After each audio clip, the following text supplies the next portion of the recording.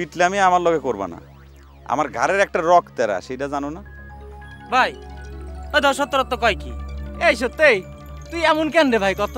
হ্যাঁ তোরে বেটা আমরা পছন্দ করি জন্যই তোরে দাওয়াত করতে আইছি। হ্যাঁ আর তুই তিরিং বিরিং করতেছস। তিরিং বিরিং?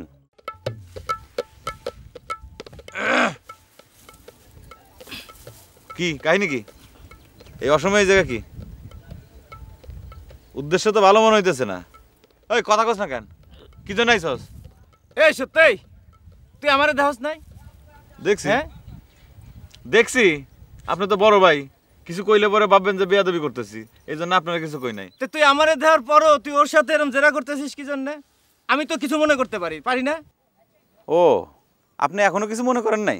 এখনো কিছু মনে করি নাই, কিন্তু মনে তো করতেও পারি। তা ঠিক আছে, আপনি একটু কিছু মনে করেন। এই সত্য, এই কপোতাক্ষ ভাই কি তোর কথা মনে করবো? তার ইচ্ছা হইলে মনে করবো, নাহলে করবো না। শোন ব্রহ্মপুত্র, কপোতাক্ষ ভাই সিনিয়র মানুষ তো, তারে তো আমি চোর শেষর বলে কিছু কইতে পারুম না। তা এখন কোন দান্দা এখানে আইসস? এখানে কোনো 2 নাম্বারই কাম চলবো না। এই সত্যরত্নের সামনে কিন্তু কোনো 2 নাম্বারই করতে পারবে না। অতএব সম্মান নিয়ে কাইটা পড়ো। এই সত্য, আর আমি তো তোরা দাওয়াত দিতে আইছি। বিটলামি আমার লগে করবা না। আমার ঘাড়ের একটা রক তেরা, সেটা জানো না? ভাই ওই ধর সত্যরত্ব কয় কি? এই সত্যি তুই এমন কেন রে ভাই কত? হ্যাঁ তোরে বেটা আমরা পছন্দ করি জন্যই তোরে দাওয়াত করতে আইছি। হ্যাঁ আর তুই তিরিং বিরিং করতেছস। তিরিং বিরিং? শোন এই ভ্রম, এই ওরে দাওয়াতটা কর।